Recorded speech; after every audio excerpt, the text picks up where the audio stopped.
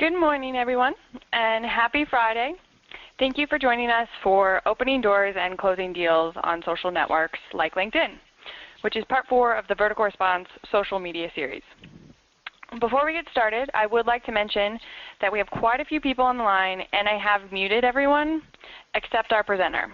If you have questions, just type them into the go-to box on your screen, or you can also send them to VR4SmallBiz on Twitter. If you use the hashtag SMSBR, everyone can easily follow along. Okay, well, it's time to dive in. To cover this very important topic, we have brought in a social media expert. Scott Allen is a 20-year veteran technology entrepreneur, executive, and consultant. You can find Scott in quite a few places, including the Entrepreneur's Guide for About.com, which is one of the top 10 websites in the world with over 37 million readers and a subsidiary of the New York Times. He's also co-author of The Virtual Handshake. You can also find him blogging at thevirtualhandshake.com and linkedintelligent.com. He is a fabulous resource for current and future entrepreneurs who want to develop their business.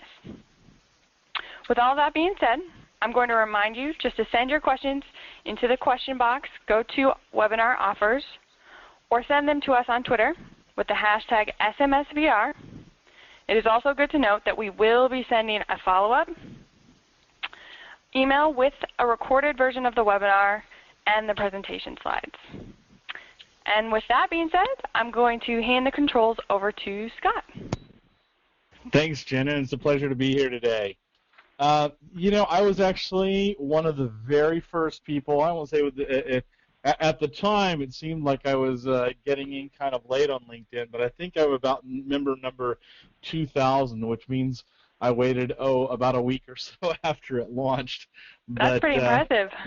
But I've been using it heavily since then, and I've had sort of, I'll call it a love-hate relationship, but it's a mostly love relationship. The only things that I haven't been happy with has been when it hasn't lived up to what I think the potential could be. But it has been truly an invaluable tool for my business the last few years. Besides the fact that I actually do a lot of training and consulting and coaching about it, I actually do use the tool to grow my business and have guided a lot of others to do the same. One of the things that I've found with people dealing with LinkedIn, and there are probably a lot of people here who have had this feeling, and you can see this on blogs and on Twitter all the time, is people who get on LinkedIn and go, you know what, I just don't get it. It's supposed to be social media, it's supposed to be social networking, and it just doesn't feel very social. Why do I make it so hard to talk to people? Why does it, forget this, I'm going to go back to Facebook or Twitter where I can talk to whoever I want, whenever I want. And so what I wanted to do today is emphasize what it is about LinkedIn that is unique. I'm going to assume that there's and maybe it's a mistaken assumption, but I'm going to assume here that folks here have a basic idea of what social networking is. But I think by showing in particular what LinkedIn's unique value proposition is, or several unique value propositions are, that if we focus on what makes it different rather than what makes it like all these other things, I think that's where we can find its unique, distinctive value, and where we'll get the most out of it. My co-author and I did an article for Fast Company. It was called of hammers, wrenches, and screwdrivers, and it was, what's the old saying that if the only tool you have is a hammer, well, every problem looks like a nail. And the converse of that is that if you think of every problem as a nail, then you think of every tool as a hammer, and that's I think where a lot of people get into trouble with social media tools, is failing to understand the distinctive characteristics not only of each general kind of tool, but even of each site and where the strengths and weaknesses are and how to take advantage of them. So let's start at that point. Let's start with what it is that makes LinkedIn unique.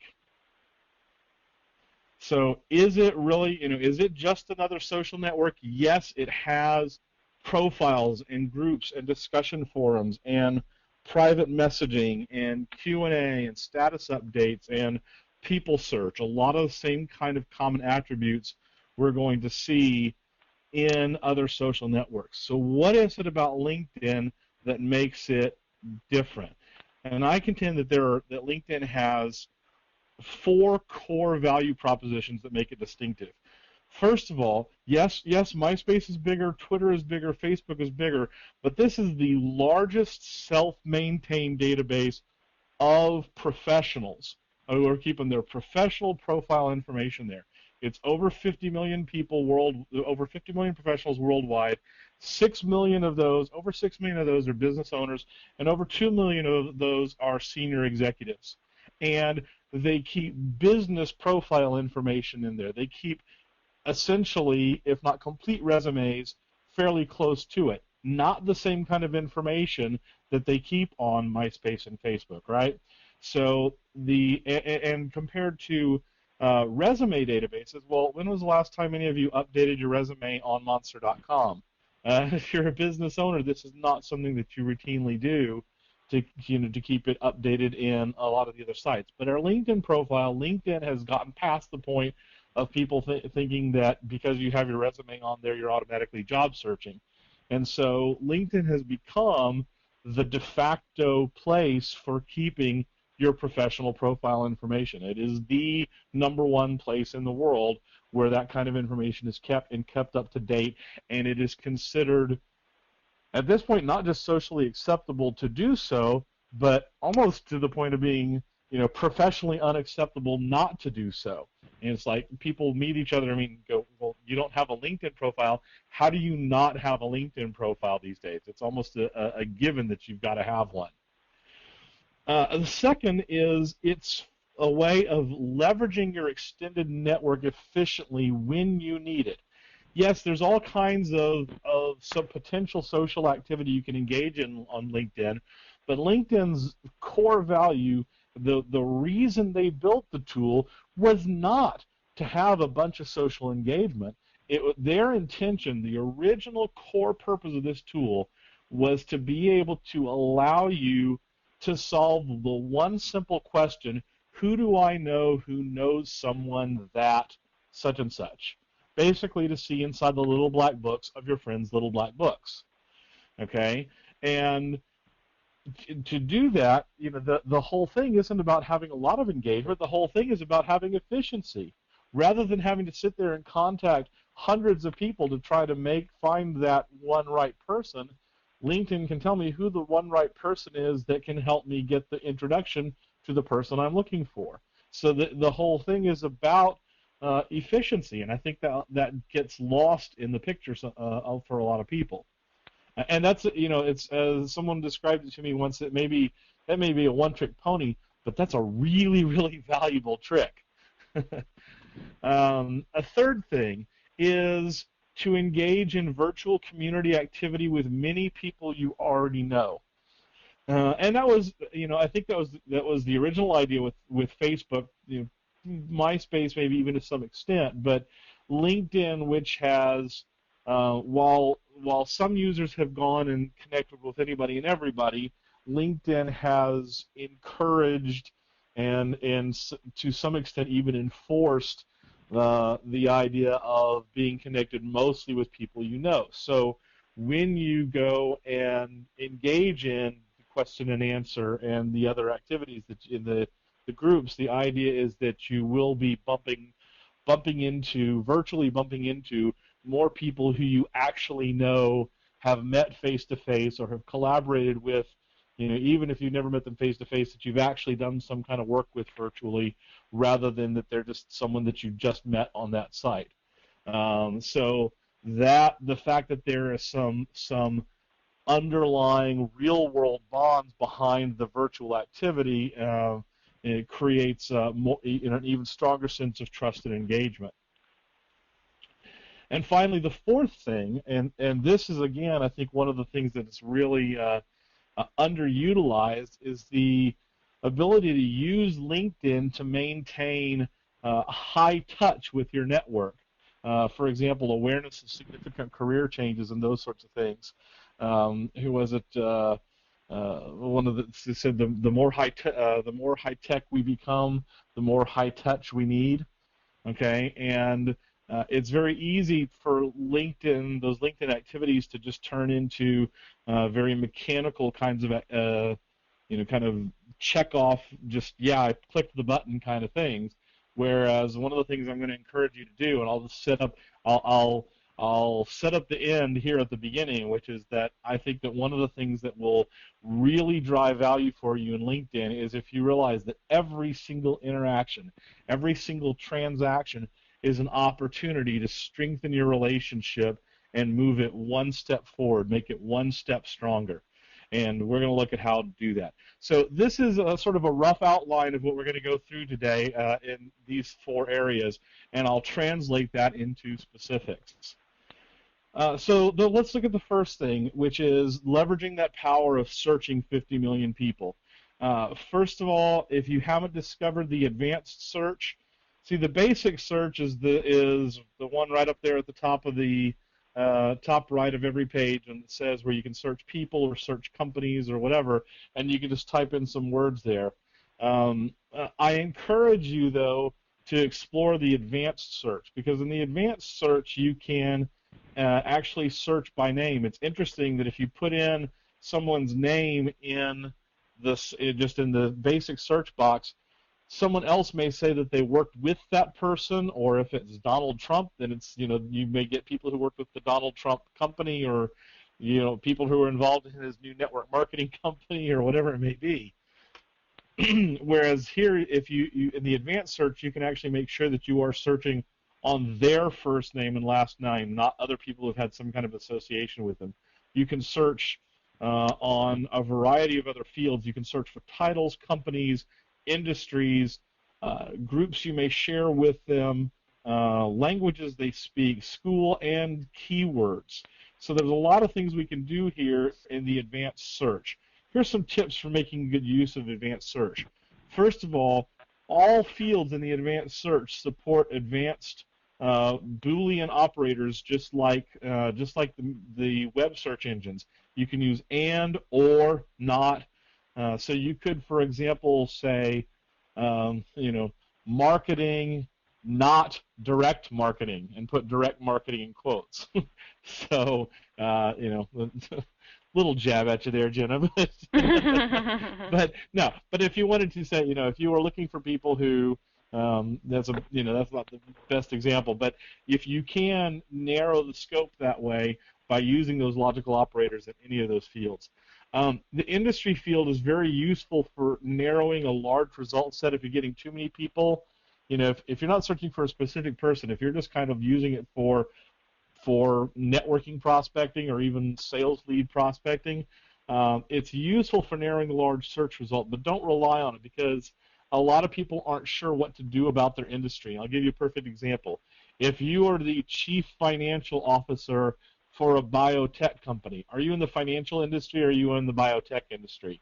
Some people, and LinkedIn doesn't offer any guidance, so there's no consistency.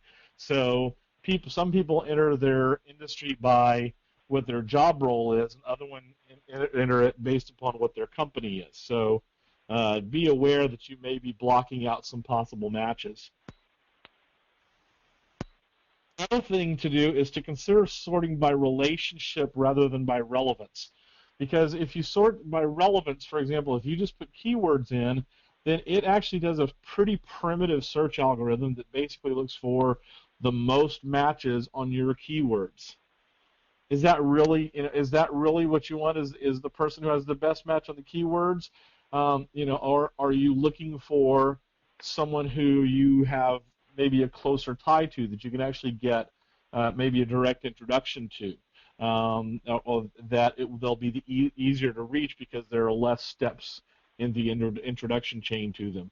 So the default search is a search by relevance, but in the I'll go back there in the bottom left of the advanced search page where it says sort by, the default is relevance, but you can change that to search by relationship. And if you search by relationship, then it will show you those who are your immediate contacts first, your second degree contacts after that, and the third degree contacts after that. It will also show you between your first degree and second degree contacts anyone who you are in groups with. So so again, it basically, if there's some kind of closer tie, that may be relevant depending upon what your search needs are. I strongly encourage you to respect the interested in field, and what I mean by that is if on the going back to the advanced search, there's you only can see here what it says interested in all users, but they can specify that they are interested in job opportunities, consulting opportunities, new business, those sorts of things. So if they say that they're not interested in consulting opportunities, I would encourage not to approach them with consulting opportunities. Granted, not everyone necessarily keeps that up to date, but at least be aware of it, and at least if you're going to insist on it, I would recommend at least acknowledging and saying, I know that you said you're not looking, but I thought maybe even if it's not something you might be interested in, then perhaps you know someone who might be interested in it. So just be very careful of that and respectful of that. One of the key things I think in networking, if any of you have read Seth Godin, you've heard this concept of permission marketing. I'm a huge believer in permission networking, and I think this is where a lot of people get tripped up in networking, is just making the assumption that the other person is going to want to network in the same way that they do, or that the other person has as much time available as they do. And so I'm really big in networking on getting permission from the other person before you occupy their time and their attention. So in that sense, that's what this respecting that interested in field is they're basically saying, okay, you have permission to contact me about this. If you want to contact me about something else, get my permission before you ask any more of my time. And then finally is use the join field to perform regular searches for new people. And the join field, there is here you can see joined at any time. You can show people who joined within the last week, the last month, etc. I do that about monthly to look for new people in a couple of particular very niche searches that I'm looking for, so that I can kind of constantly keep looking for new people, and I can see new people that have joined LinkedIn based on that. So if you're using it, if you're developing a regular weekly or biweekly or monthly practice, using it even for what I would call networking prospecting, trying to meet new people, that's a very useful way of making sure that you don't keep getting the same people showing up in your search results. So some potential business applications of search. Obviously, sourcing is one of the most common ones if you're looking for people to hire. Those of you who are entrepreneurs, also this is a good way to look for potential business partners, looking for people with a particular skill set or to join your startup team, either initially or shortly thereafter. You can also use this as a means for doing sales prospecting, lead generation. Targeted networking by geography or industry. So I'm a big believer that if you go into a lab, if you go into a chemistry lab and you're trying to achieve some kind of specific result, you don't just randomly start throwing chemicals together, because the thing is, something wonderful may happen, nothing may happen. Most likely, nothing at all will happen. Possible something terrible will happen, but most likely not much is going to happen. But if something does happen, even if it does happen, if you haven't been methodical in your approach, then it's going to be very difficult to reproduce those results and to reproduce them more quickly the next time. And this is, again, something I think a lot of people miss out in networking, is that by not being more methodical about it, what happens is they aren't able to become more efficient and more effective in it. And they end up with the networking Kool-Aid that as soon as they get a positive result, as soon as it works once, they go, oh yes, networking works. Doesn't matter that it took them 10 times as long as it possibly could. But if you get more targeted, if you don't even have to be thinking about people as prospects, if you meet more people like your target customer, if you meet more people in that industry, in that demographic, in that geographical area, if you just meet them, don't even treat them as prospects. If you just meet them, engage them in whatever way you can engage them, guess what? The law of large numbers is going to work in your favor because people tend to know other people like themselves. And therefore, if you meet more people like that, you will continue to meet more people like that, and the top of your funnel will get filled faster. So that's why it's so important to be targeted in your networking approach. Serendipity will happen. You don't have to just lay back and go, ooh, it's all going to be serendipity. Put some intention in there, and you will magnify your results tremendously. Another application of it is filling out business trips for yourself and for others. I had a situation one time. This was so cool. And a friend of mine who in Belgium who was going to Los Angeles for a conference and had a couple of days, was going to stick around for a couple of days after the conference. And he didn't know anybody in LA, but he just contacted me knowing that I was pretty well connected in the U.S. and said, who would you suggest I meet with while I'm out there? Well, since I do so much of my work virtually, I don't even have business cards on a lot of my contacts, and it's like, where are they? Where do they live? Cyberspace, right? So I'm going, my normal contact database doesn't necessarily have geographical information on a lot of people. So I went to LinkedIn and said, all right, give me a list of the people in the Los Angeles area. And it was great because I was able to go through and pick out the ones I want. I just highlighted and copied and pasted the link to their profile, popped them into an email back to him, so he was able to click on them, go read their profiles. Out of the 12 or so I sent him, he said, I'd like to meet these 10, and sent introduction requests, and I introduced him to those 10, and he ended up meeting with 8 of them. Grand total, my time spent probably 15 minutes to help him set up 8 useful, valuable face-to-face meetings.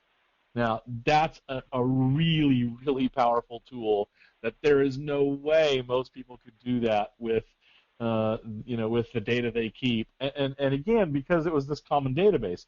Even if I'd had it in my own CRM system, how would I have given him the information about them to help him decide whether or not he wanted to meet them? So I think this is a super cool application of LinkedIn that I don't know of any other tool that could be as effective at it. Competitive intelligence. Keeping track on what your competitors are doing. Who are they hiring? What positions are they hiring? What kind of people are they hiring? There's been a lot of instances of news being broken on LinkedIn because someone put in their LinkedIn profile that they were working on some project that project hadn't actually even been officially announced.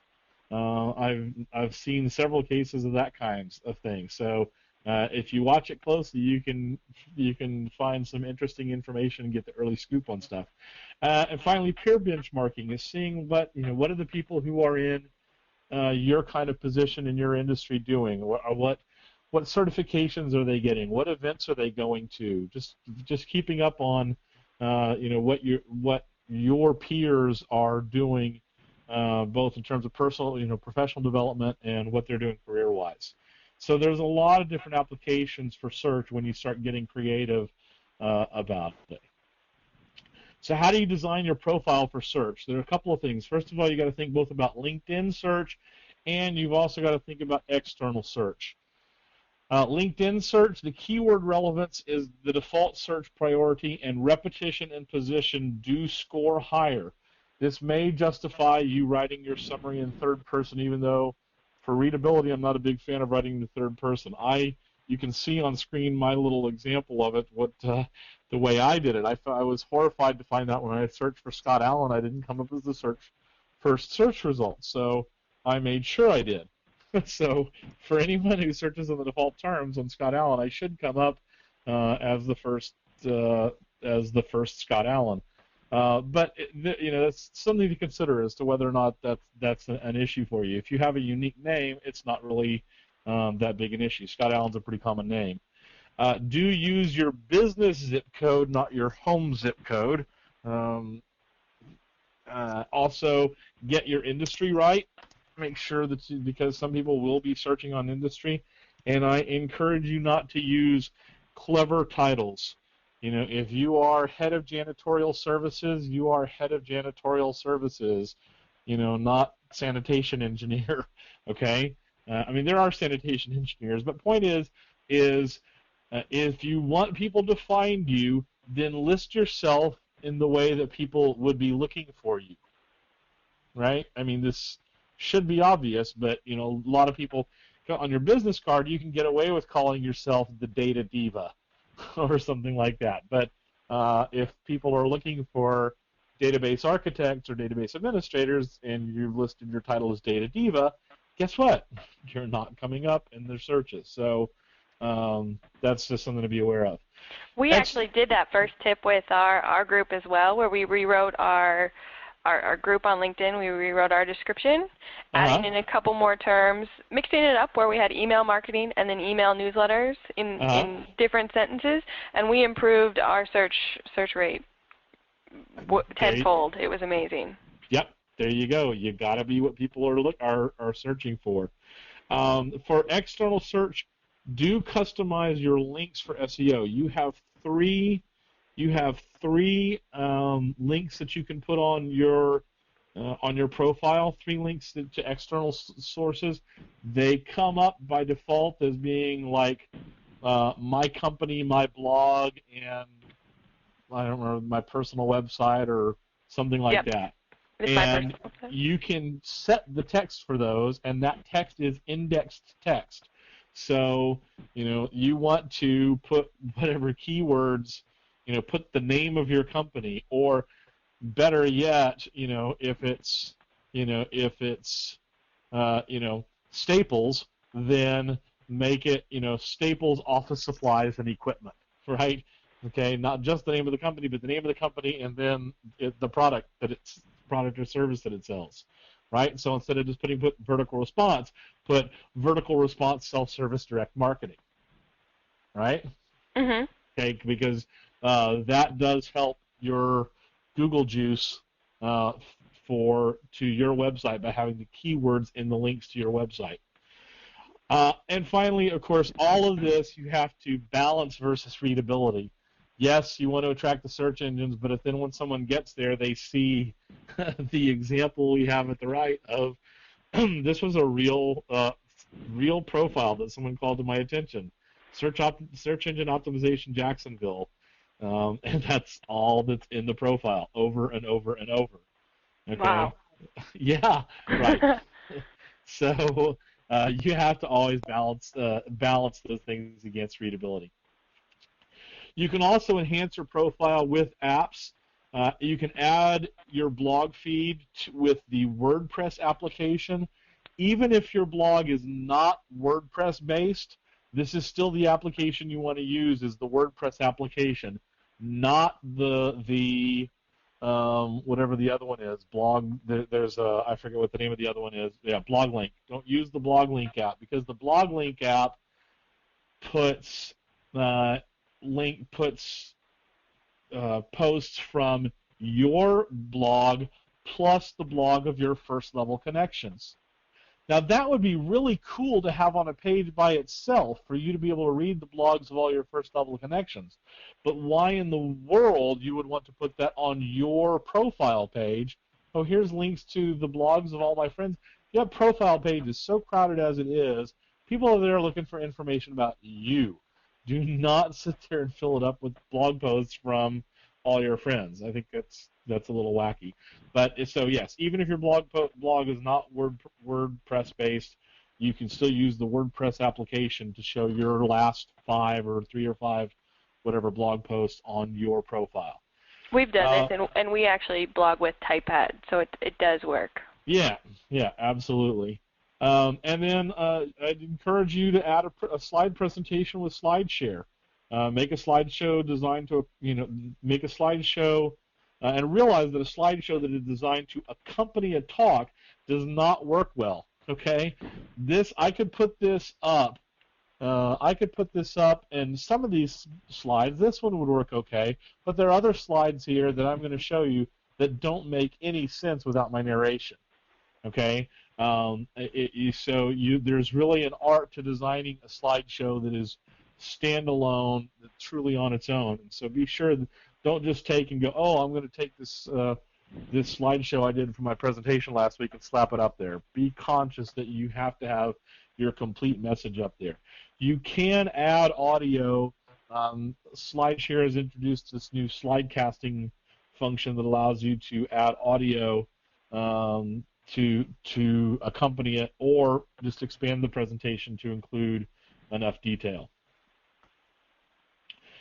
So I'm going to throw some case studies in here, some brief case studies throughout here, so you can kind of see some real-world examples of this. I call this the $5,000 profile update. This was a real estate investor and developer who had turned real estate agent. He'd gone and got his agent's license. And as he said, at first he completely forgot about updating his LinkedIn profile. But he got a request to forward an introduction, and it reminded him, he said, I should probably go update my profile to include my new gig as a realtor. Well, sure enough, as soon as he did that, within I think it was like a week or 10 days, he got contacted by someone he knew who was trying to sell his house. And, as he said, being on LinkedIn didn't get him the business, but the fact that he was on there and his profile was up to date and he had over 20 really good recommendations, all of that put him on the short list. Yes, they met with, his cousin, who was the actual broker for the agency, but they got the listing and they made the sale, and so just the fact that he made that timely profile update ended up netting his company, about $5,000 in commission on that sale. So, it really does need to be done. It really does need to be done on a timely basis. And this is one example. I have 15 or 20 examples of that ring just like this. Of I just made this change on my profile, and then I came up in a search, and all of a sudden there was business out of it. So yeah, it doesn't happen all the time. I'm not going to sit there and say, oh, change your profile and magic will happen. But it's kind of, if you don't change it, it's not going to happen, right? If it's not up to date, you're not going to get the business. That I can guarantee you. So keep it up to date and keep it search savvy. All right, I'm going to shift now to, we talked about how that LinkedIn is for helping you leverage your network. I'm going to talk a little bit about building your network and some strategies for building your network so that you can leverage it.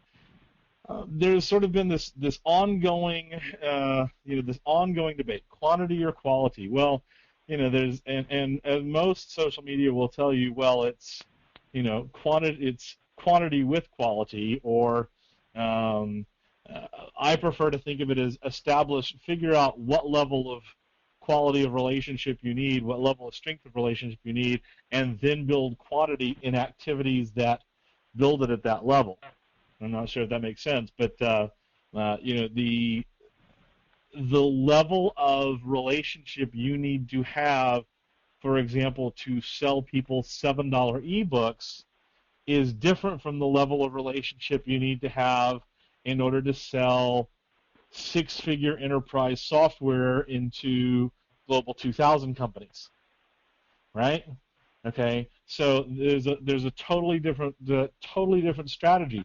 You cannot say that there's one right answer. You should go for quality or quantity, because it's going to totally depend on the kind of business you're in. If you're in a broad consumer market, you don't need as strong relationships, and you need a broader reach. If you are a niche expert, with a limited target market, there is no point wasting your time sitting there connecting with anybody and everybody. I mean, think of, I'll use an extreme example. Let's say you are, a major accounts rep, for some company and you only sell into the Fortune 500, what in the world is the point of trying to connect with 10,000 people? You have 500 target prospects when you probably already sell, the company probably already sells into 100 of them, and 100 of them are you're probably locked out of. So really, let's say you got 300 300 targets. There's no point in sitting there and connecting with anybody and everybody, unless you're just truly bored and have nothing better to do with your time. So it really does depend upon what your role is, what your business is. But just generally in terms of with LinkedIn, if you focus on quantity, the pros of that is that you can see and be seen by more people, especially if you're using LinkedIn for free, because the even if they search by relevance, you're going to be within the 3 degrees of more people. Search results only show people within 3 degrees from you, a friend of a friend of a friend. Okay, so if you connect with more people directly, then you can see more people in your search results and be seen by more people. It also allows direct contact by more people within the LinkedIn context, being in groups with them, and obviously, if you're connected with 30,000 people directly, then those 30,000 people can contact you directly. So it reduces some of the barriers to communications. The downside is that it's hard to filter activity from your true contacts from the noise from everything else. So some of the other tools that I'm going to show you here as we go through, you don't want to see career updates from 10,000 people, and you have no way to filter out those of the few, couple of hundred you actually know and care about from the other 10,000. So that functionality of LinkedIn then basically goes away if you go with sort of a mass connect approach. Also, while it is impressive to some, it is not universally looked on favorably. Some people, I kind of take it with a grain of salt, but some people get really offended with the person who sends them an invitation and says, I'm the most connected person in Peoria, and you ought to connect with me so you can take advantage of my 12,000 contacts. All right, and somebody who's the CEO of some company in Peoria and actually active in the Chamber of Commerce is looking at you going, what? So it's not necessarily a universal positive to be super connected on LinkedIn. If you focus on quality, the pros of it is that, of course, you can see the true relationship paths within your network clearly. If you go to see who can introduce me to so-and-so, well, the people you're seeing are people who know you and know your work and can actually add value to that introduction.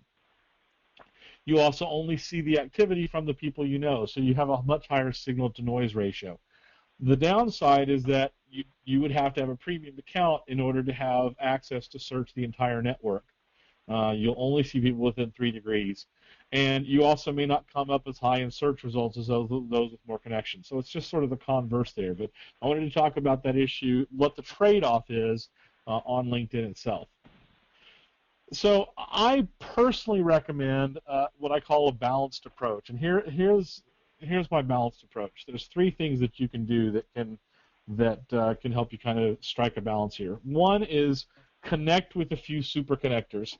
If you actually connect with 3 or 4 super connectors, that will get you access to probably a good third to half of the network within 3 degrees. Start by finding ones you already know, and then get to know 2 or 3 personally. You can, I don't have it listed here, but if you go to toplinked.com, you can see a list of the 50 most connected people on LinkedIn. And so that's, you can go through and find their profiles and find someone who you've got someone in common with and can at least, strike up a conversation with. Be more than just a mouse click to them. And that's certainly one way to get a big boost to your visibility in both directions.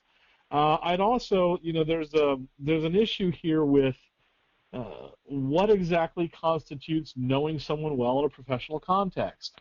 I don't recommend just connecting with anybody and everybody who invites you.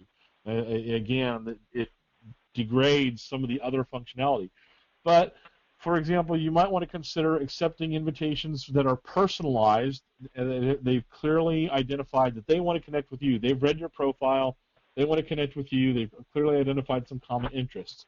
You may also, for example, want to connect with coworkers in large organizations, even if you don't work together, right? Because you have a common interest. I mean, you have a common purpose to say, if you both work for IBM, you have a mutual purpose of helping IBM do well in business, and you being willing to open your connections to them because they're, a coworker there, that may, that probably makes sense to do.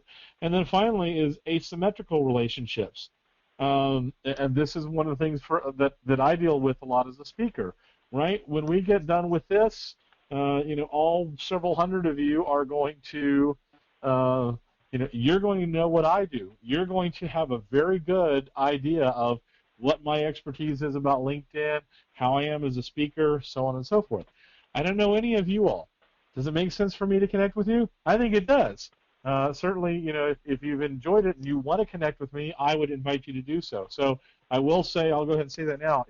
If you like this and enjoy this and want to connect with me, I will accept your invitation. There's a caveat, though. You must say, Scott, I saw I was at your vertical response LinkedIn webinar and I'd love to connect with you. If you send me I'd like to add you to my professional network, it will get archived. Okay, you got to say, give me the context of it. But that's something to consider, that a lot of business relationships are asymmetrical.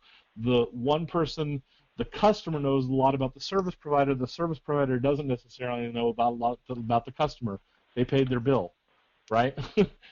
So that's something that LinkedIn hasn't really addressed very well. And then finally is join LinkedIn groups liberally. You can join up to 50 of them, and fellow group members will show up in your search results. Not only that, they'll show up between your first and second degree connections. So I would recommend getting in several large groups, and that will tremendously boost your search visibility. Besides the value of the groups themselves, it has a major impact on search to get into some of those LinkedIn groups. A couple of other tips about building your network. Be aware that the I don't know this user is the kiss of death.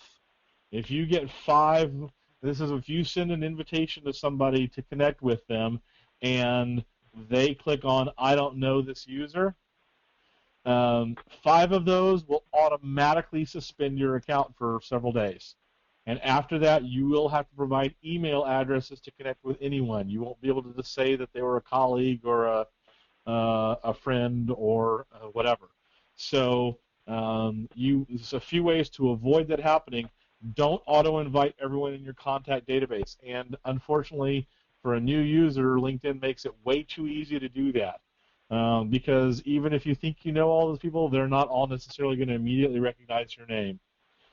Don't invite people you don't know without contacting them first. How simple is that? Say, if you're having a conversation with them in email or Twitter or whatever, say, hey, by the way, I'd like to connect via LinkedIn. Is it okay if I send you an invitation?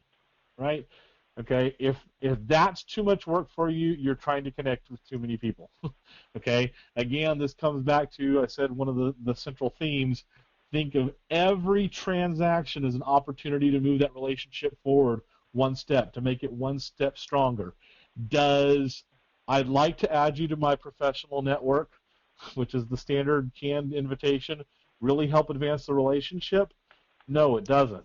Whereas an email saying, hey, it's great to talk to you again. By the way, can we connect on LinkedIn? Or, hey, glad to have done business with you so that we can stay in touch in the future and help each other. Can we connect on LinkedIn? Does that help drive the relationship forward? Yes, because it's an affirmation that I'm willing to send you referrals, basically, right? So use that as an opportunity. It's only got to be one line, but that one line of a real communication in context, again, asking permission, that acknowledges the permission issue. It's a sign. It's a simple sign of respect. So I strongly encourage you to do that, to make the contact outside of LinkedIn before sending the invitation. Personalize your connection invitations. A lot of people will hit the I don't know on generic invitations automatically. And again, just remember that every one of those communications is a touch point. Making introduction requests. So when you're asking, this is the fundamental mechanism of LinkedIn. This is where the rubber hits the road, as they say. This is when person A asks person B to introduce them to person C. So how do you make an introduction request that is going to get responded to? First of all, be specific and direct. Recognize that hard to access people are not, they're not snobs, okay? They're just busy, okay? They're just plain busy, and they aren't usually very receptive to, just to get to know each other. Why do you want to contact him? I just want to get to know. I just want to get to know Donald Trump. Yeah, I just want to get to know Ashton Kutcher. Whatever. They're not usually very responsive to that. But if you're very specific about it and can give them some guidance as to why should I spend my time responding to this person, then that's much more respectful to them and much more likely to get you either a response or an explanation with the non-response. Contrary to popular opinion, selling on LinkedIn is okay, even in a first message, provided, number one, you've done your homework. Someone sent me a LinkedIn message one time going into an explanation about a bunch, some kind of IT, some kind of telephony services. It was Greek to me, and I'm fairly technical, and I'm just going, why are you telling me? I have no idea why they thought I would be interested in that. Make sure you've done your homework and know that the person is a qualified prospect and that they've indicated they're willing to receive such requests. And finally, make sure that it's clear that this is sales 101. But remember, the goal with the first message is not to sell them. You're not trying to sell them in the initial message. All you're trying to do is get a meeting or a phone call, or at least an email dialogue going. Okay? Then you can start the sales process. The only purpose is to try to get a call or a meeting. So, if you try to sit there and sell in the message, you're going to shoot yourself in the foot. Your goal is a meeting or a call. And then finally is help your contact help you. And by that, I mean, when you send the message, you can send the message, if you're person A and you're trying to reach person C, you have one message that's going to person C, but you have another message that's going to person B. So help them. How can they add value to the introduction? Say, hey, you and I worked together on such and such a project. Could you share a little bit about your experience of that with so and so? So let it be a value-added process, not just a pass the bucket. Handling introductions. As far as forwarding introductions, this is add value. If you're not adding value, you're just in the way. Okay? Add value. What do you know about this person? Look at their request to the in-person. What do you know about the two people? How can you add value that will help that actually be a beneficial connection? You can say no. You can turn down an introduction forwarding, and I have done that 3 or 4 times. But it's polite to explain why. Don't let it just fall through the cracks and just sit there and unresponded to. That doesn't serve anybody well, including you. But if you can give an explanation to person A as to why you don't feel it's appropriate to introduce them to person C at this time, that should work. If they can't handle it, then you got to wonder about the relationship. And then as far as receiving introductions, again, it's okay to say no, but it's polite to explain why to your connection so they can serve you better in the future. Think of your network. This is a fundamental paradigm shift for a lot of people about networking. I like to think of networking, if you sit there and define who your target audience is, who your target market is, and think about every single possible person who could use your product or service. Could you even service them all if they actually all came to you at once? And 99% of the world will say no if they're honest about it. Okay, they couldn't actually handle all that business all at once. So really, the opportunity is there. Okay, the opportunity is there. Way more business than you could ever handle is out there for you.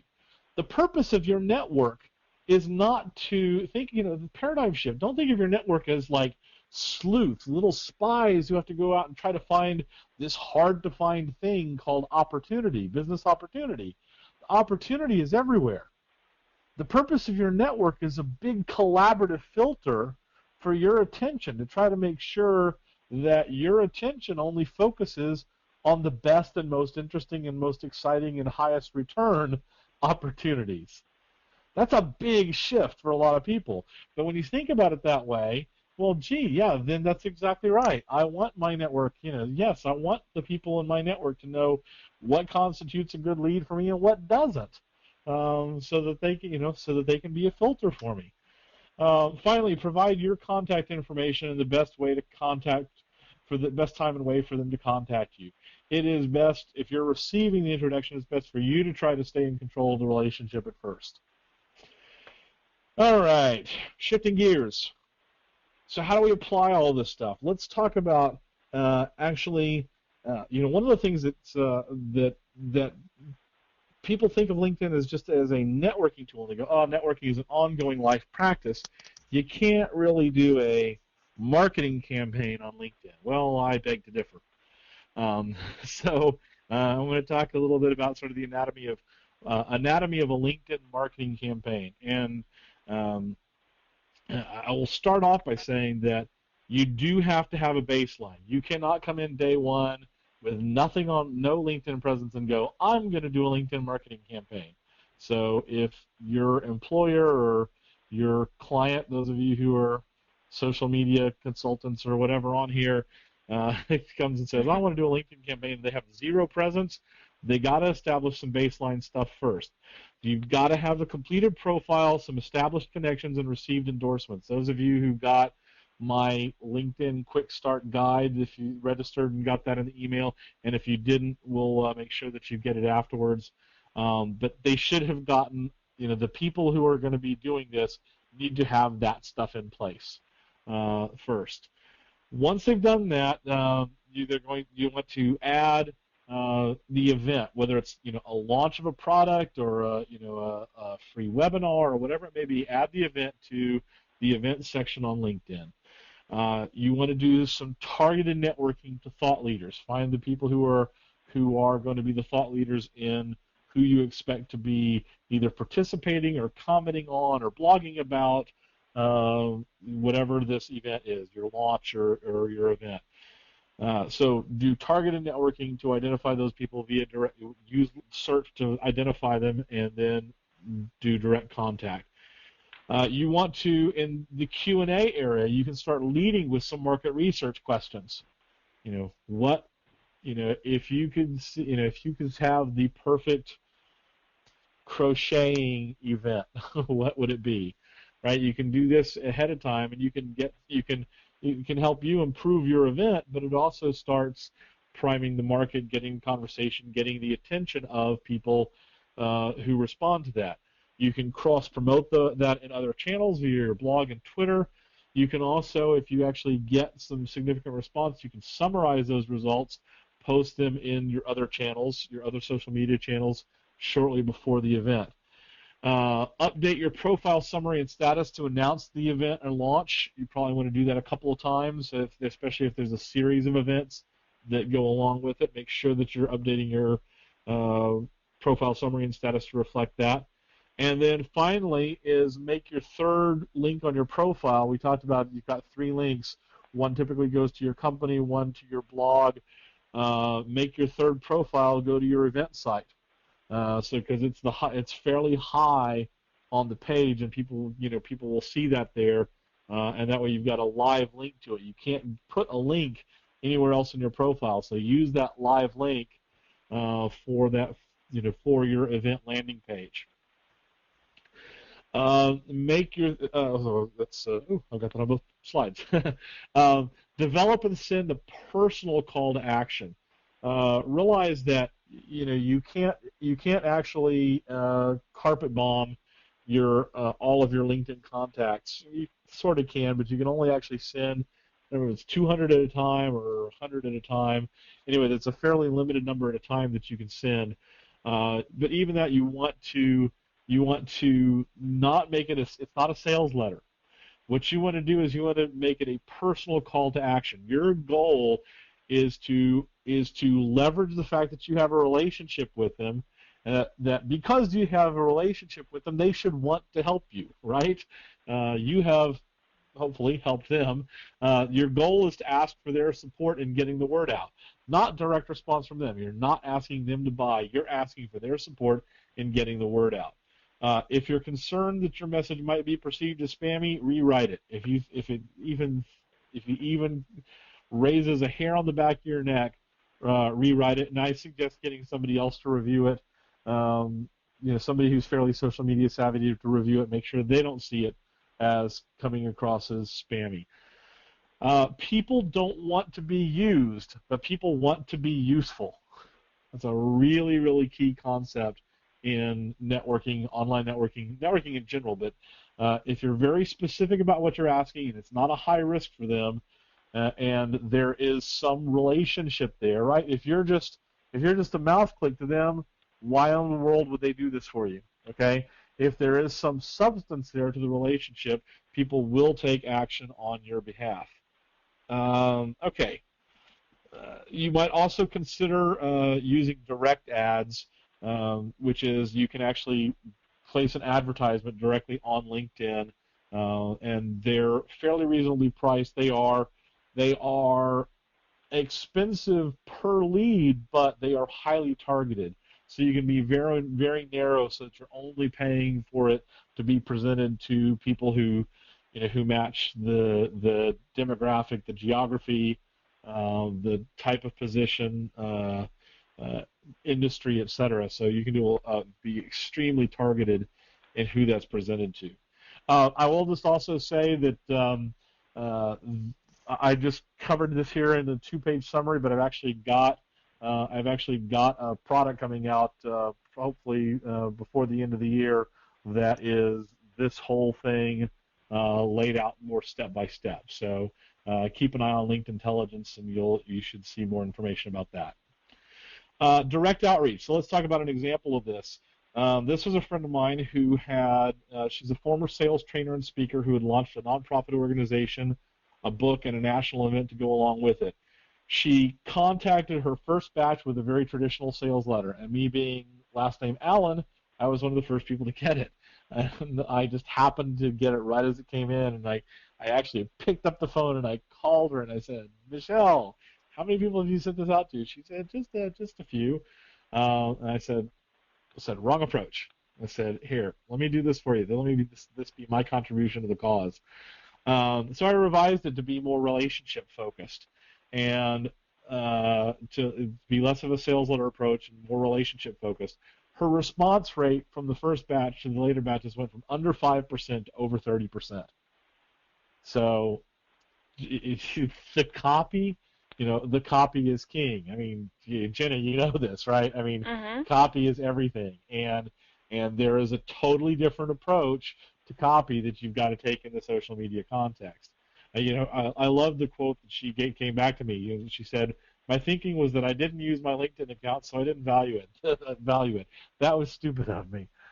So, once she realized, gosh, these are people I know and care about, and who actually have some sort of tie to me, and when she leveraged that, she got a phenomenal response. All right. So that's looking at a marketing campaign. Let's look at the sales cycle. This is another thing I think a lot of people miss out on LinkedIn is not realizing, is failing to realize that it can support the entire sales cycle. Lead generation and acquisition, sales acceleration, solution delivery. of course, through search, finding and being found, but also attraction through interaction, through being engaged in the groups and Q&A, etc. Sales acceleration, researching your prospect, keeping track of industry and solution research, finding solution partners.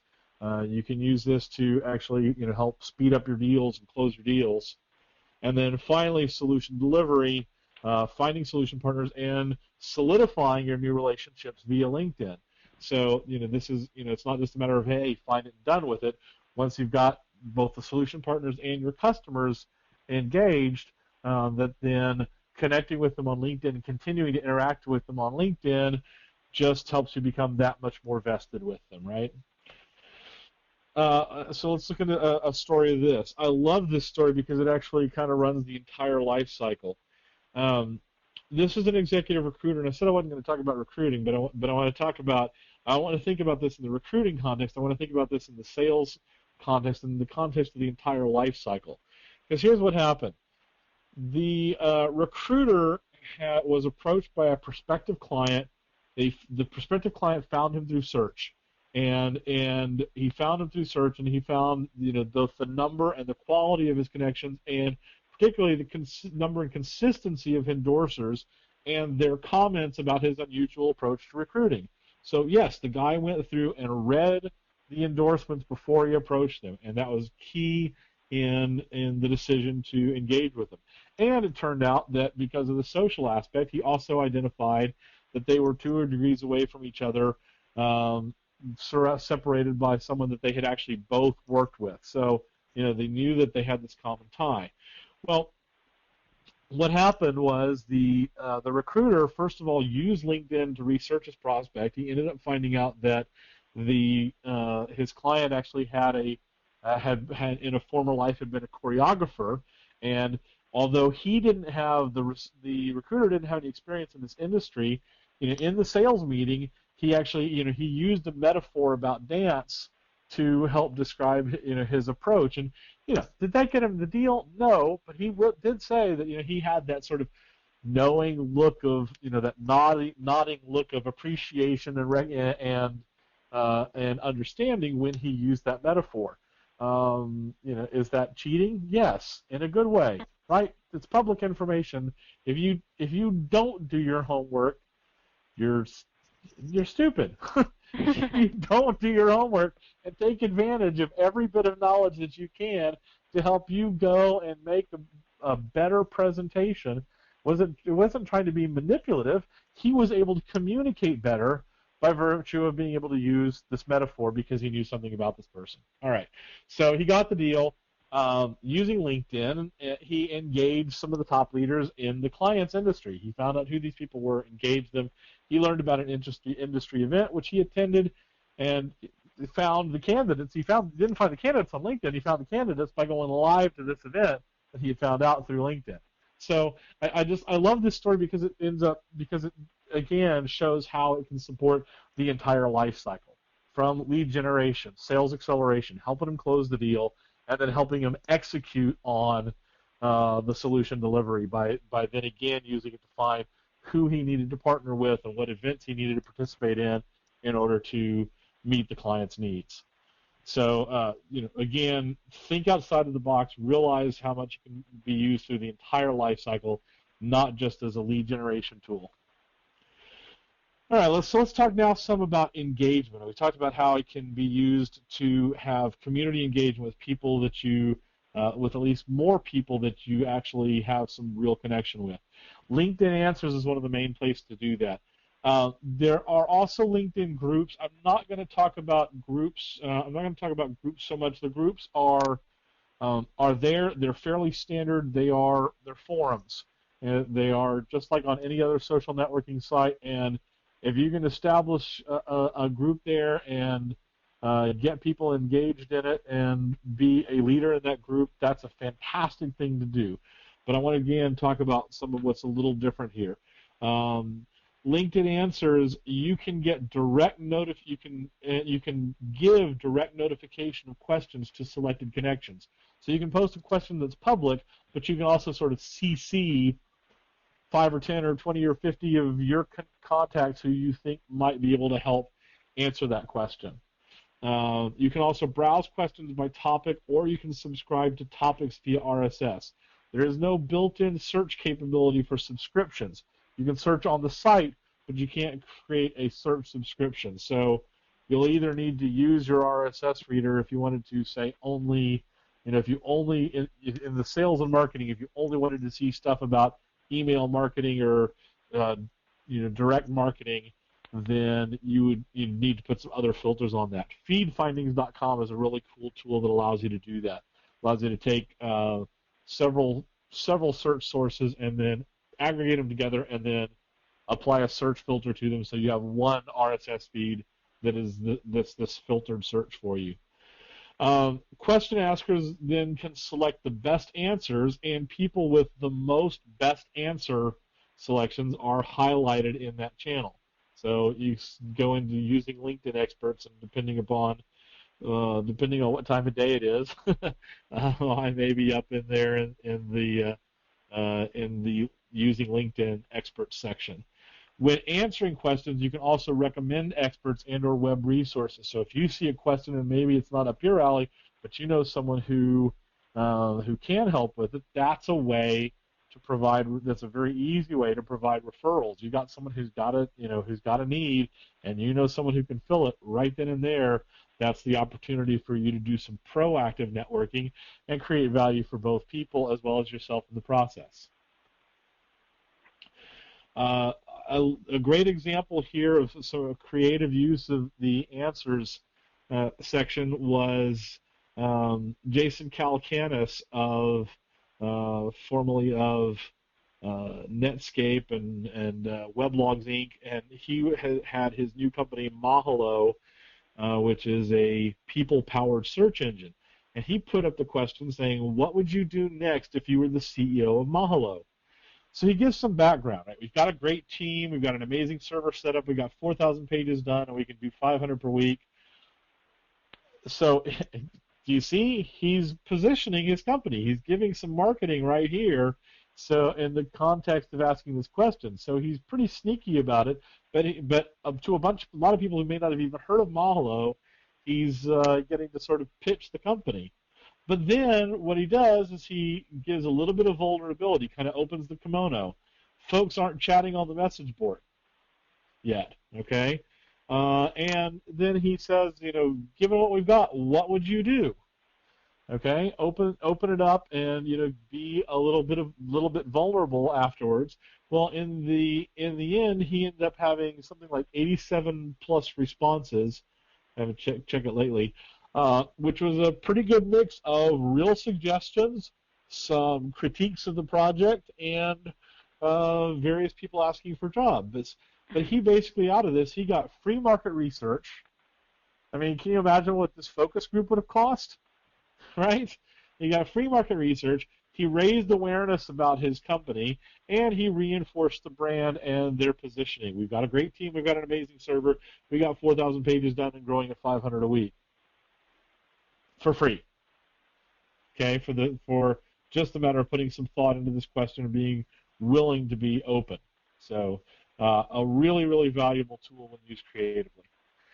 Another example, a different way of using answers, this has to do with kind of the solution delivery part. There's an internet consultant who was doing research for a client project. Has anyone found an efficient website or other online resource for obtaining car insurance?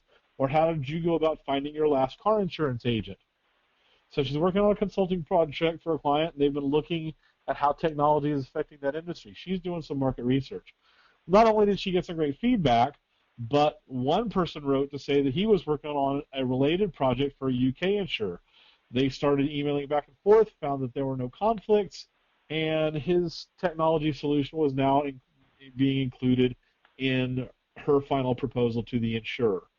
So, out of, again, that willingness to just a little bit of openness, not too much to violate confidentiality, but, a little bit of openness goes a long way. That actually ended up leading to a better solution delivery for the client.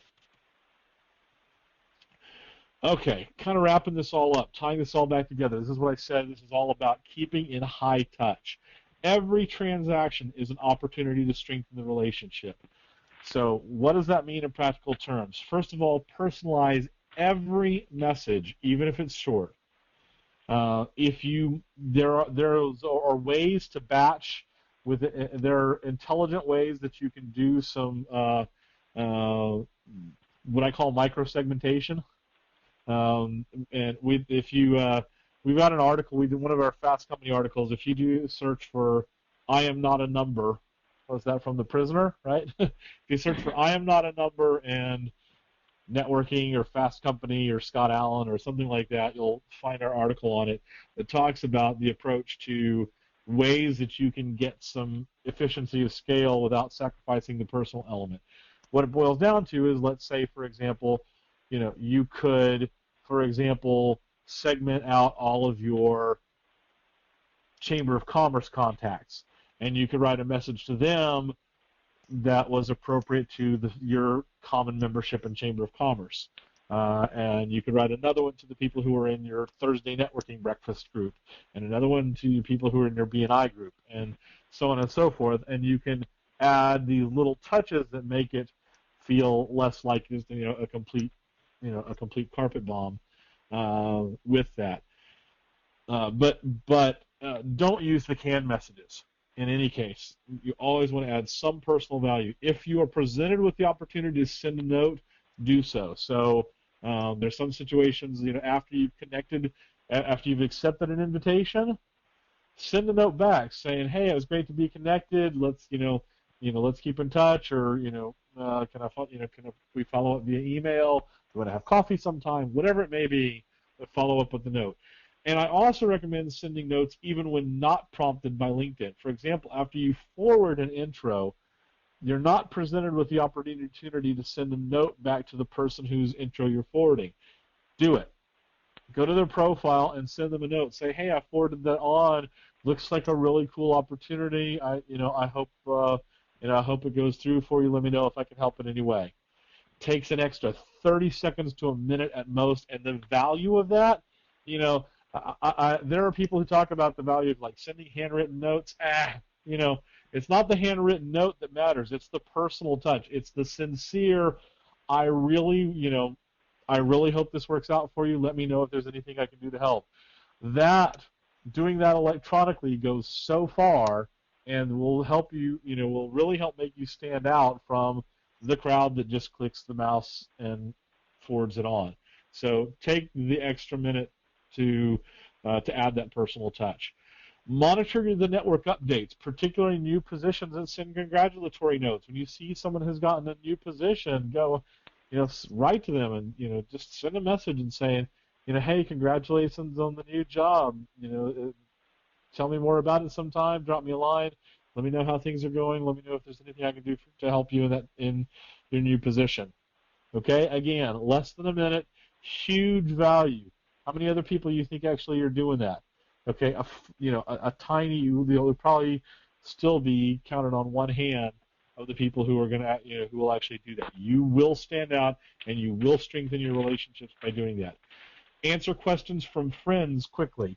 So if you've actually gotten one of those direct questions to you, like I said, they can post a public question, but also send it directly to you. Most of the people they're sending it to you not just because you're their first 50 people. They're sending it to you because they think you might have some valuable input on it. If you don't, fine, but if you do, then provide it in a timely manner. They're trying to get something done, right? They're not asking the question for their own amusement. They're trying to get something done, and if you can make even a quick answer, but it helps them get what they need to get done in a timely manner, then you've created business value for them, and again, that goes a long way. Send a personal thanks for best answers when people have answered. If someone's really put a lot of thought and effort into a question, you can send a personal thank you note with it. Again, that goes a long way. And finally, make proactive introductions. A lot of people don't realize that you can do this on LinkedIn, but if you're on a profile, if you're on anyone's profile, there's a little link, I think it's in the top right corner, that says forward this profile, and that will allow you to send a message to somebody else, another one of your contacts, that has a link to the profile that you're looking at. So this is a way, unfortunately you can't CC the first person, but but you can still make the introduction proactively, and not just reactively. Okay, that's when you start really creating value for people, is when you start driving those proactive introductions. All right, a couple quick little last things before we open it up for some questions. So, a couple of quick productivity tips. These are straight from GTD, getting things done. Number one, minimize your inboxes.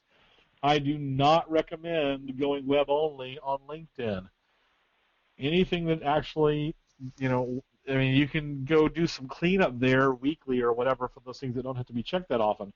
But the things that are actually have business value for you, messages, introductions, etc., put them into your email. Maybe you'll process them and set up business rules so that you only process them once a day or something, but you want them coming, more inboxes is not a productivity gain. And then what I recommend is using RSS for network updates and Q&A. So those things that need some timely response, I let come into my email. Those things that I want to check once a day or a few times a week, they go into my RSS reader. And then I don't have to go do anything on LinkedIn except some occasional cleanup. But as far as my awareness is all driven into my two existing inboxes, email and RSS. Work in batches. I recommend working daily for messages, maybe introductions, possibly Q&A. Depends on how much you want to, how active you want to stay in there. A lot of questions, already have their best answer by, within 24 or 48 hours. So if you want to be in there, then, and known as an expert on the topic, you may need to check it more often. 2 to 3 times weekly for invitations. Nobody. If it's just an invitation to connect, there's not any urgency about the invitation to connect. Nobody's waiting on the invitation if they haven't told you that they are. Some other Q&A, network updates, maybe group discussions, etc.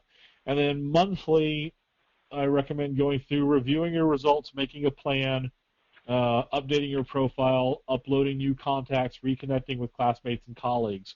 So sort of all the maintenance stuff to make sure that you are, that you're keeping everything current, that you actually have some intention about what you're doing, and can tell whether or not what you're doing is actually working or not. So that's something you can do on as part of your monthly review. Finally, this I actually had my attention called to the other day. Not in the habit of contacting customer service, LinkedIn customer service very often. I'm not sure even the last time I did contact them. But someone actually sent me a tweet saying, how do I contact LinkedIn customer service?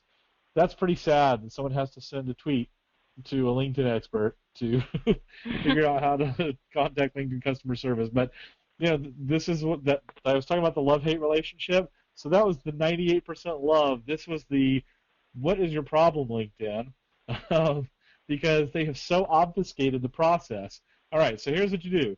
You scroll down to the bottom of any page. At the bottom of any page is the customer service link. That will put you in their customer service center, which they really try to get you to go into the FAQ and the self-help. Unfortunately, here, there is nothing here as far as contacting LinkedIn. But if you click on any entry in the search results, the entry for that page will now have not only the frequently asked questions tab, but it will also have the Ask Customer Service tab. But it's not there on the first page. It's not there until you actually click on one of the FAQs. Once you do that, then you have this Ask Customer Service tab. When you click on the Ask Customer Service tab, you actually get the form where you can fill it out with your email, your question, and even attach a file if you want, and click Continue, and you're done. I do have on LinkedIn Intelligence, I have this all spelled out. I actually have a hyperlink that takes you directly to this form. It was so long, there was no point in putting it here because you wouldn't want to have to retype it. Better to tell you to go to LinkedIn Intelligence, find my post on this, and then click on it and bookmark it and hope that it doesn't change for a while. so anyway, that information is on there as far as how to contact them. I've got some information here as far as to learn more. You should have the LinkedIn Quick Start. It should have been emailed to you. If you did not get a copy of that, you can email me. Oh, did I not just? Oh, I didn't put my email in here. Oh, all right. We will be sending it in the follow-up email as well. Okay, so in the follow-up email as well, you'll have the LinkedIn Quick Start, which guides you through some of the stuff step by step.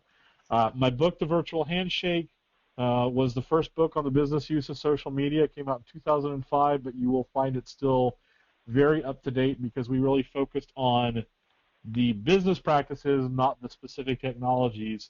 And the business practices and communication skills, you can download it for free at the Virtual Handshake.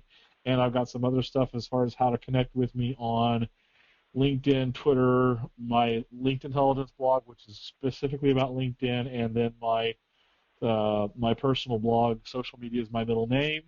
And I will leave up on the screen as we exit here.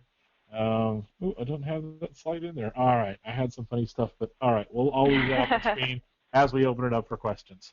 All right, we do have a couple questions for you. Fantastic. One was the person was asking, they understood the difference that Facebook is a little bit more hobbies and things that they're interested in, and LinkedIn profiles are a little bit more business and professional information. Mm-hmm. But they were wondering if there was pros to one versus the other, where if they only had time to really focus on one network, which one they should choose. I would, if you only have time to focus on one network, first of all, here's a couple of things that you should do. Passive engagement takes no effort. Okay, so you should have a profile in both places. Okay, have a profile in both places, and what I do is I actually keep my profile information in a document, and then I copy and paste it places. So whenever I do an update, it takes all of 1 more minute to update it on any given site. So I can keep my LinkedIn and my Facebook and my MySpace and everything else up to date. So it costs you effectively nothing to do that. I also would highly recommend using, to do your status updates, I highly recommend using either ping.fm, ping.fm, or hellotext.com, and that's hello, HELLOTXT.com. And what those will do is they'll allow you to put your status updates in one place and push it out to multiple sites. So I pretty much only mess with MySpace, Facebook, LinkedIn, and Twitter for that. But I can go in that one place and I can post my status messages to all 4 of those places. Also, use the tools like the blog, use the tools like the WordPress tool on LinkedIn. Find one of the tools that allows you to put your blog entries on your Facebook page. Point is with all of this syndication, you can make your profile stay very current with no additional effort, just by setting up the right tools, right? By setting up the right tools, my MySpace, my Facebook, my LinkedIn, and my Twitter are all always showing my updates, and all of them Twitter are always showing my latest blog posts. So do that at a minimum. Now, then as far as more active engagement, like going and actually engaging in discussions and so on and so forth, my general answer to that is that if you are in any way involved in popular culture and a broad business to consumer, if you're going direct to consumers, I would probably spend more of my time in Facebook. If you are going business to business, or if your role, maybe your company is business to consumer, but if, for example, if you're in strategic alliances, then I would spend more of my time in LinkedIn. Okay. Next question. If I found somebody on some of the ways that you've mentioned through search and things like that, that were maybe a second connection or a third connection even, would it be better for me to reach out and do all my communicating on LinkedIn, or is there a personal matter to me pulling that email off LinkedIn and sending them a personal email? Well, if you're saying once you've connected to them, or initially? Initially, for the introduction. Well, if they have snuck their, first of all, it's a violation of the user agreement for them to have made their email available on their profile. They're not supposed to do that, and if they get caught at it, LinkedIn will tell them not to do that. If they've put it out there, though, it's because they want to be contacted. So, by all means, if they've put it on their profile and LinkedIn hadn't shut them down, then don't tell LinkedIn I said so. But yeah, I mean, they put it there because they want to be contacted via email, and they want to get rid of the introduction process. They want to be contacted directly.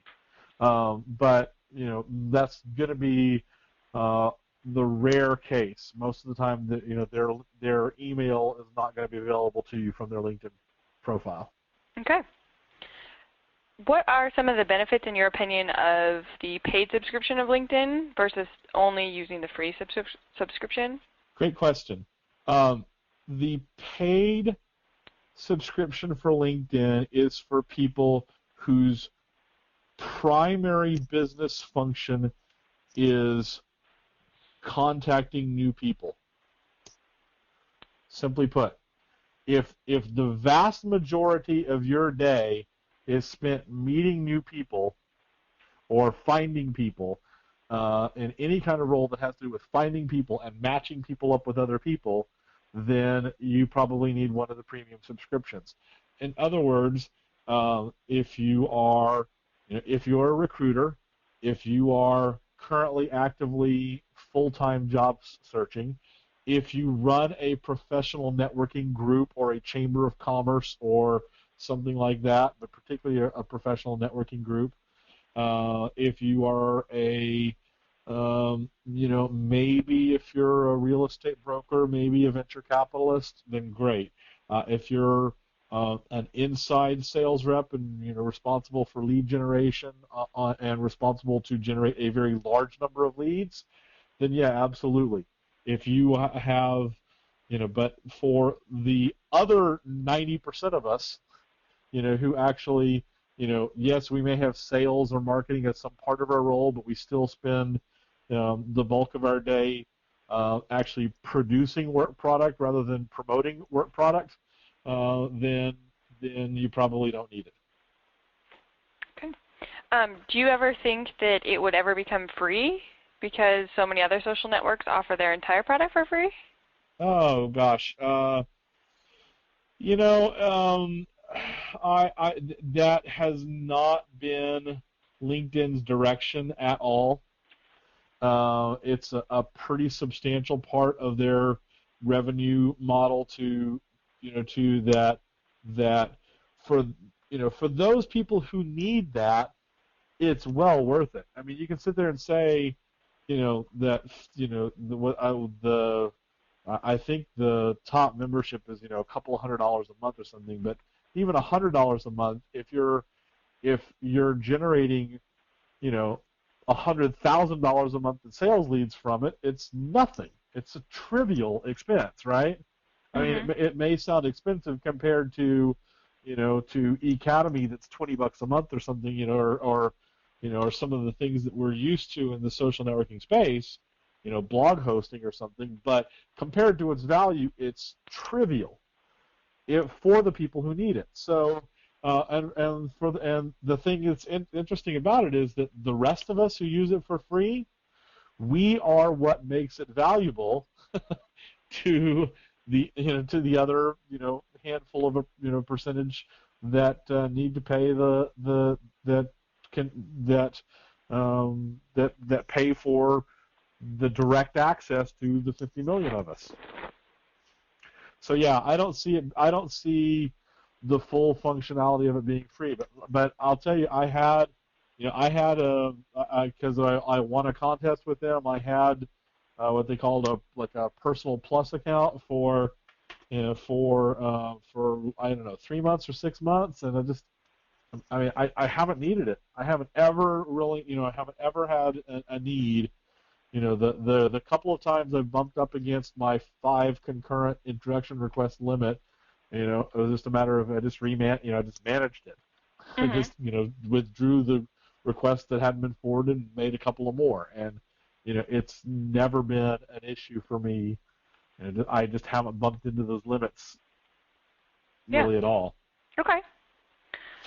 The next question came from a Vertical Response customer, and they were saying that they've actually segmented one of their email lists when they do their direct marketing campaigns that is a list of their current customers. Mm-hmm.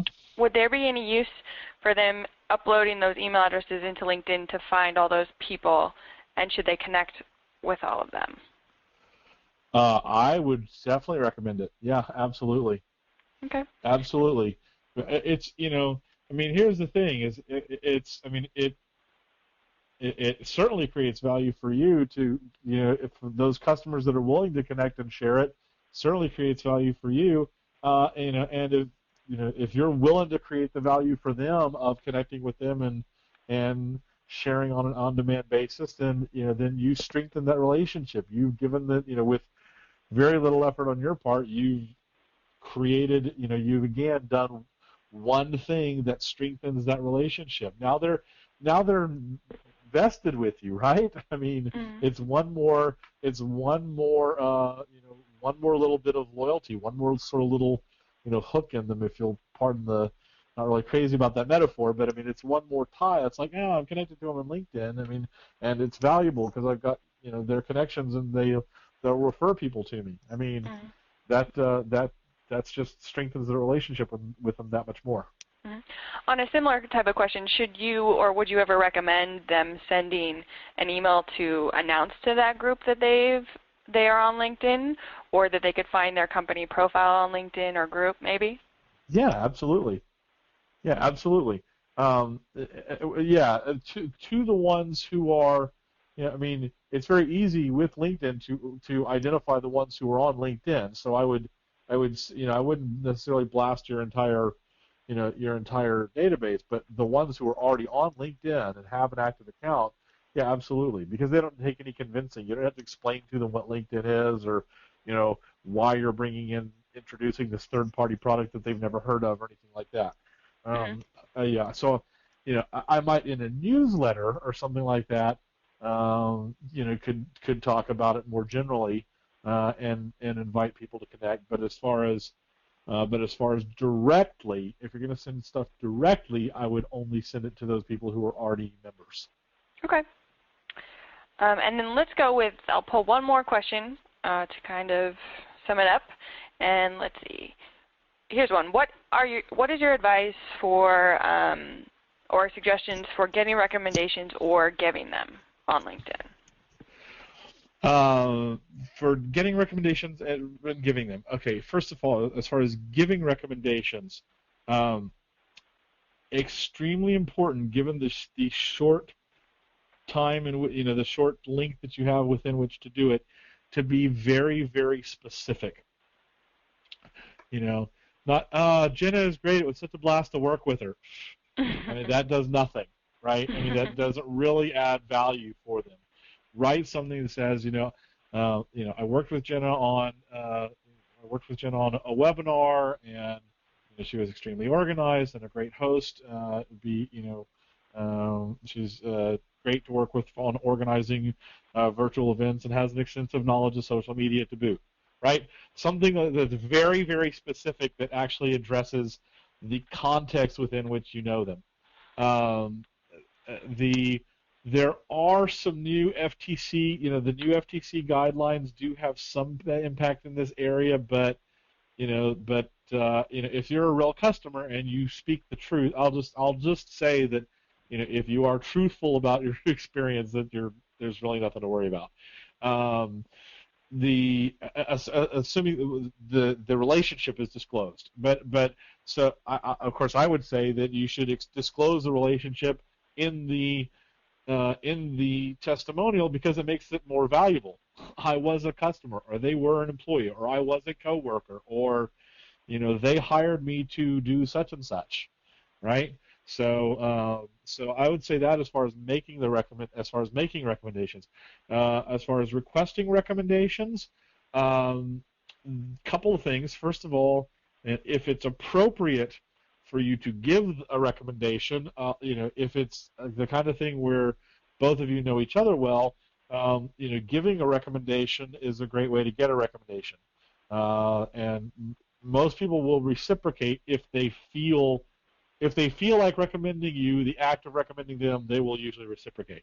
Now, that's not always necessarily the case. Again, as I said earlier, a lot of relationships, a lot of customer-vendor relationships are asymmetrical, right? The customer can recommend the vendor can't recommend the customer. But I would, first of all, before I ask for it, make sure that they are absolutely delighted with your product or service, right? It's when someone sends you the email, if you're connected to them on LinkedIn, you can, they send you an email saying, "Oh, this is, your book was so great, it's so helpful to me." Say, "Oh, that's so nice to hear hear that." You know what? I'd really appreciate it if you could put that, exactly that or something like it on a LinkedIn recommendation. So when they've already basically endorsed you and you're just asking them to shift it and put it on LinkedIn, or then when you've finished an engagement, right? When you've finished the engagement, and you confirmed with them, is there anything else I can do to have you be absolutely delighted with the service you've received? And they say, no, everything was fantastic.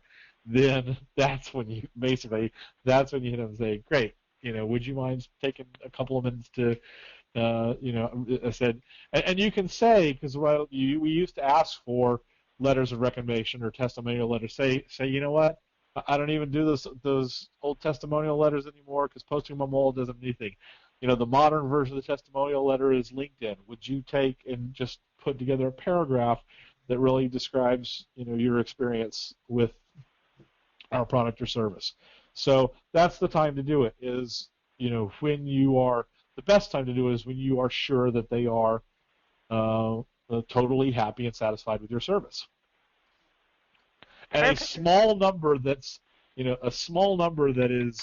are solid, that are specific, and when they are feeling it, 10 of those, you don't need 10 of those is better than 100 of, oh yeah, I used them a couple of years ago. I mean, if they're not still feeling it, it doesn't really do much for you.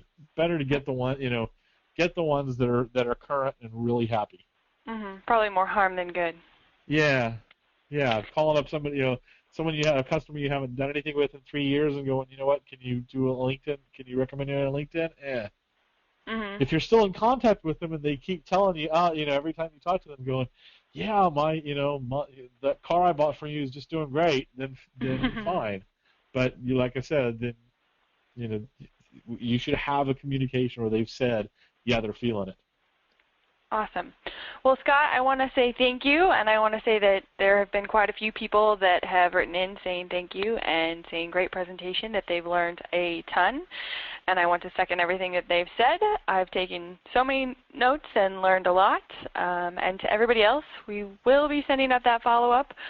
Look for it on Monday with the recorded version of this webinar, Scott's slides, Scott's quick start guide, and then I also think I'll probably publish my notes. I've gathered several of the links that he said that might not have been on the presentation, and I'll probably publish those in the lounge, the Vertical Response Marketing Lounge, so you can look for that as well. And then besides that, I want to say to everybody, have a great Friday, and thanks again, Scott. My pleasure.